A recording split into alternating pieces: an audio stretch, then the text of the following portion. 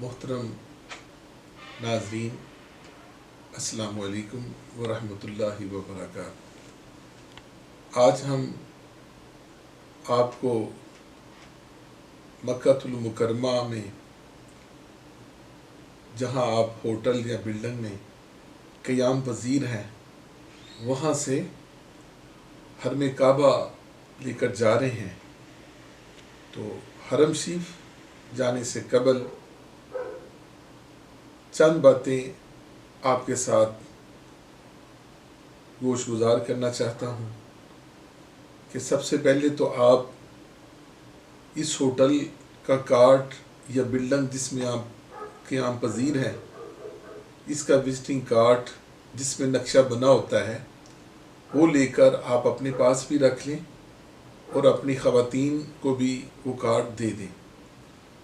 دوسرا، اپنی خواتین جو آپ کے ساتھ ہم سفر ہیں، انہیں حرم شریف جانے سے قبل اپنے ہوٹل یا بلڈنگ سے باہر لا کر اس کے ارد گرد کا ماحول دکھا دیں۔ کوئی ایسی نشانی، ایسا پختہ نشان انہیں بتا دیں کہ اگر خدا نخواستہ دوران طواف، دوران سعی ہم آگے پیچھے ہو جاتے ہیں تو انہیں واپسی کے لیے کوئی پریشانی نہ اٹھانا پڑے۔ اور سب سے بہتر یہ ہے کہ آپ ٹیلی فون، موبائل کی سم لے کر انہیں بھی دے دیں اور اپنے پاس آپ بھی لے لیں، اور آپس میں ایک دوسرے کا نمبر بھی شیئر کر لیں، اور انہیں کہہ دیں کہ جب وہ طواف سعی مکمل کر لیں تو پھر ٹیلی فون کو آن کر لیں۔ تو یہ آپ کے لیے کافی سہولت کا باعث بن جائے گی۔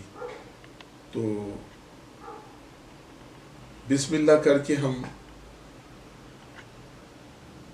اپنے ہوٹل یا بلڈنگ سے نکلتے ہیں اور تلبیہ پڑھتے ہوئے ہم حرم شریف کی طرف رواں دواں ہیں۔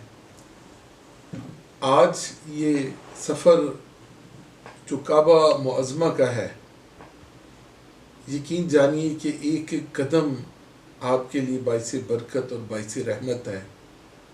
اپنی قسمت پر جوم جائیے اور تلبیہ مسلسل پڑھتے رہیں، لبیک اللہم لبیک، لبیک لا شریک لک لبیک، ان الحمد والنعمت لک والملک لا شریک لک۔ یہاں پر میں اپنی ان بیٹیوں، بہنوں کی خدمت میں گزارش کرتا ہوں کہ وہ خواتین جو ایام میں ہیں اور وہ جب پاکستان سے وہ روانہ ہوئی اور انہوں نے عمرے کا احرام بھی پہن لیا، عمرے کی نیت بھی کر لی، تو ان پر وہ احرام کی پابندیاں اور سب کچھ وہ ویسے ہی ہے، اور وہ خواتین ابھی انتظار کریں گی اپنے ہوٹل بلڈنگ میں، کیونکہ حرم کا تقدس یہی ہے کہ پاک صاف ہو کر پاکیزگی اور طہارت کے ساتھ آپ نے حرم شریف جانا ہے۔ آپ کو 2 دن انتظار کرنا پڑتا ہے، 4 دن انتظار کرنا پڑتا ہے، یا جیسے آپ کا حساب ہے۔ تو آپ جب تک پاکیزگی اور طہارت میں نہیں آتی تب تک آپ حرم نہ جائیں، اور مسجد حرم کی حد بندی انہوں نے سفید پتھر لگا کر اس کے کناروں پر چھوٹے چھوٹے پلر لگائے ہوئے ہیں، جس پر سبز رنگ کی چھوٹی چھوٹی لائٹیں بھی لگی ہوئی ہیں۔ تو آپ جب تک ایام میں ہیں تب تک آپ مسجد حرم کے اندر داخل نہ ہو۔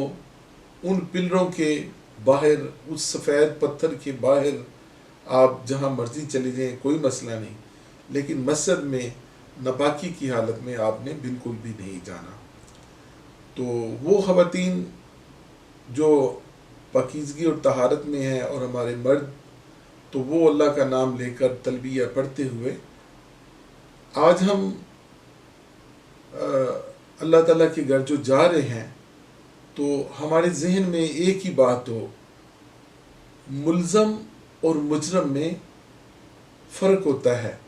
ملزم وہ ہوتا ہے جس پر الزام ہو، اور مجرم وہ ہوتا ہے جس پر الزام ثابت ہو۔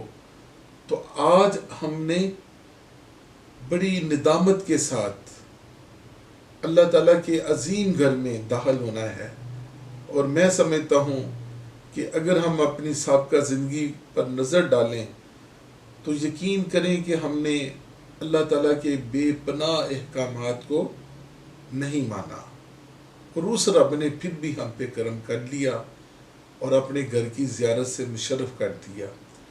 تو مجرموں کی طرح آپ نے سر کو جھکا کر تلبیہ پڑھتے ہوئے اللہ تعالیٰ کے گھر کی جانب رواں دواں ہونا ہے۔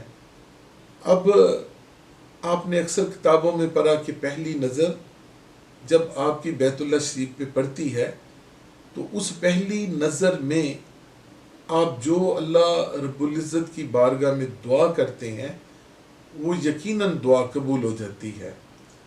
اب مانگنا اور بھیک مانگنا اور خیرات مانگنا ہر بندے کا اپنا اپنا انداز ہے۔ آپ اللہ کریم کے بڑے گھر میں جا رہے ہیں اور اپنے گناہوں پر ندامت محسوس کرتے ہوئے سر کو جھکا کر آپ نیچے نگاہیں کر کے تلبیہ کرتے کرتے آپ حرم شریف کے باب العبدالعزیز سے اندر داخل ہوں یا باب الفغد سے داخل ہوں، تو آپ جیسے ہی باب عبدالعزیز جو کہ 1 نمبر گیٹ ہے یا باب فہد وہاں پہنچتے ہیں تو آپ جیسے ہی اپنی نگاہ کو اونچا کرتے ہیں تو آپ کے بالکل سامنے بیت اللہ شریف ہے، وہ بیت اللہ شریف جس کی طرف آپ بچپن سے اپنے دل میں محسوس کر رہے تھے آج آپ کی آنکھوں کے سامنے ہے۔ آپ نے جب بیت اللہ شریف پہ پہلی نظر ڈال دی، اور پہلی نظر ہے کیا، آپ کی آنکھوں کی یہ جو پتلی ہیں میری آنکھوں کی جانب دیکھیں، یہ جھپک رہی ہیں۔ جب تک ہماری آنکھوں کی پتلیاں نہ جھپکیں مسلسل دیکھتے رہیں، اور اس کی پریکٹس آپ اپنے گھر میں کسی روشنی والے بلب کی جانب دیکھیں تو اس کو دیکھتے ہی جائیں، آپ کا سٹیمنا بڑھ جائے۔ تو آپ کوشش کریں کہ آپ نگاہیں جھکا کر گیٹ پر آپ کی نظر بیت اللہ شریف پہ نہ پڑیں۔ آپ جیسے ہی گیٹ پہ پہنچتے ہیں تو درود پاک پڑھنے کے بعد بسم اللہ شریف پڑھنے کے بعد اللہم افتح لی ابواب رحمتک، اے مالک و مولا اپنی رحمت کے دروازے ہمارے لیے کھول دے۔ آپ نے اپنا سیدھا قدم، دایاں قدم آپ نے بسم اللہ شریف پڑھ کے دروازے کے اندر حرم کی جانب بڑھانا ہے، اور پھر دوسرا قدم تلبیہ آپ لبیک اللہم لبیک لبیک لا شریک لک لبیک ان الحمد والنعمت لک والملک لا شریک لک۔ آپ تلبیہ پڑھتے پڑھتے سیڑھیاں نیچے اترتے ہیں، وہ سیڑھیاں الیکٹرانکس ہوں یا دوسری سیڑھیاں ہوں، آپ نیچے جب آ جاتے ہیں تو پھر تھوڑا فاصلہ سیدھا طے کرنے کے بعد آپ کی نظروں کے نیچے بالکل سفید رنگ کا پتھر ہے۔ یہ سفید رنگ کا پتھر اللہ تعالیٰ کے گھر کا صحن ہے جسے ہم مطاف کہتے ہیں۔ تو ایک جانب ہو کر آپ رک جائیں اور اپنی آنکھیں اوپر اٹھائیں، آپ کے بالکل سامنے اللہ تبارک تعالیٰ کا گھر بیت اللہ شریف پورے جاہ و جلال کے ساتھ آپ کی نگاہوں کے سامنے ہے۔ اب اپنی نگاہیں اللہ کے گھر پر مرکوز کر لیں اور اپنی پتلیوں کو جنبش نہ دینے دیں، اور بس پھر مانگنا شروع کر لیں۔ یہ پہلی نظر ہے۔ اب اس پہلی نظر میں آپ اللہ کی بارگاہ میں دعا کریں کہ میرے مالک و مولا، تیری بارگاہ میں آج سے پہلے اور اپنی زندگی کے آخری لمحے تک میں جو تیری بارگاہ میں طلب کروں، مانگوں، میرے مولا وہ ہمیں عطا کر دے۔ اپنے لیے دعا کرتے وقت پیارے آقا کریم صلی اللہ علیہ وآلہ وبارک وسلم کی امت رسول کے لیے بالخصوص دعا کریں، مانگتے جائیں اور کوشش کریں کہ آپ کی آنکھوں میں آنسو آ جائیں۔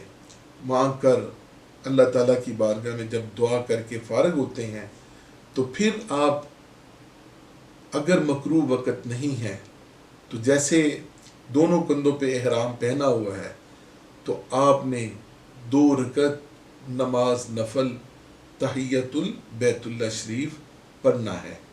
اور اگر مکروہ ٹائم ہے، جیسا کہ میں نے مکروہ ٹائم آپ کو پہلے بھی بتایا تھا، تو پھر نوافل کی ضرورت نہیں۔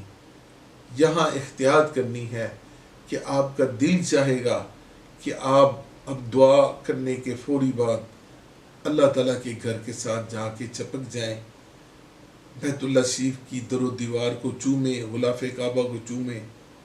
نہیں، ایسا نہیں۔ آپ نے اپنے جذبات پر قابو رکھنا ہے، کیونکہ اللہ تعالیٰ کے گھر کو اعلیٰ سے اعلیٰ خوشبو سے معطر کیا گیا ہے۔ غلاف کعبہ اعلیٰ سے اعلیٰ اور قیمتی سے قیمتی خوشبو سے معطر ہے۔ آپ جیسے ہی بیت اللہ شریف کی دیوار کو چومتے ہیں، ہاتھ لگاتے ہیں، غلاف کعبہ کو اپنی آنکھوں سے لگاتے ہیں، چومتے ہیں، تو خوشبو آپ پر منتقل ہو جاتی ہے۔ تو پھر احرام کی پابندیاں جو کہ میں نے آپ کو کہا تھا کہ آپ نے پڑھنی ہے، آپ پر دم آ جاتا ہے، جو کہ 1 بکرا ہے۔ پھر آپ یہ کہیں گے جی ہمیں تو پتہ نہیں تھا، تو نہیں، اسی کا نام تربیت ہے۔ یہ حاجی تربیت اسی چیز کے لیے ہے۔ آپ نے احرام کی پابندیاں بغور مطالعہ کریں۔ خوشبو والی چیز نہ لگانی ہے نہ کھانی ہے۔ جب حرم کو دیکھ لینا ہے، رکن یمانی، حجر اسود سے ملتزم سے باب کعبہ، اور باب کعبہ سے آپ نے جب آگے بڑھنا ہے تو رکن عراقی ہے۔ رکن عراقی سے آپ جب دیکھتے ہیں تو آپ کو حتیم نظر آتی ہے، گول سا ایک ہاف دائرہ، یہ بیت اللہ شریف کا اندر والا حصہ ہے حتیم۔ تو آپ نے وہ دیکھتے ہوئے دوسری جانب آتے ہیں تو یہ رکن شامی ہے، اور رکن شامی سے اگلا کارنر جو ہے یہ رکن یمانی ہے۔ یہ چاروں طرف بیت اللہ شریف کے آپ نے دیکھ لینے ہیں۔ اپنا کیمرہ یہ ساری چیزیں دیکھ کر اگر کوئی تصویر آپ نے بنانی ہے تو اب بنا لیں۔ طواف کے دوران آپ نے پوری دنیا سے رابطہ منقطع کر لینا ہے، ٹیلی فون کو بند کر دینا ہے، اور بس پھر ایک اللہ کی ذات کے ساتھ آپ نے رابطے میں آ جانا ہے۔ تو اللہ تعالیٰ کے گھر کے چاروں طرف دیکھنے کے بعد اپنی خواتین کو کوئی ایک ایسا پوائنٹ سمجھا دیں کہ ہم طواف کرنے کے بعد یہاں آ کر اکٹھے ہوں گے۔ اللہ کریم کی بارگاہ میں دعا ہے کہ اللہ تعالیٰ ہماری بیت اللہ شریف کی حاضری کو اپنی بلند بارگاہ میں قبول فرمائے، اور جو یہاں پر آنے کے لیے ترس رہے ہیں، اللہ تعالیٰ پیارے آقا کریم صلی اللہ علیہ وآلہ وسلم کی پوری امت کو مکہ معظمہ اور مدینہ طیبہ کی باادب حاضریاں عطا فرمائے۔ میں اپنے دوستوں سے گزارش کرتا ہوں کہ جنہوں نے ابھی تک ہمارے چینل کو سبسکرائب نہیں کیا وہ ہمارے چینل کو سبسکرائب کر دیں، بیل کے بٹن کو دبا دیں، ہماری ویڈیو کو دوستوں کے ساتھ شیئر کریں، تاکہ یہ جو حج کی اور عمرہ کی بابت آپ کی تربیتی نشست کا اہتمام کیا گیا ہے، زیادہ سے زیادہ لوگ اس سے استفادہ حاصل کر سکیں۔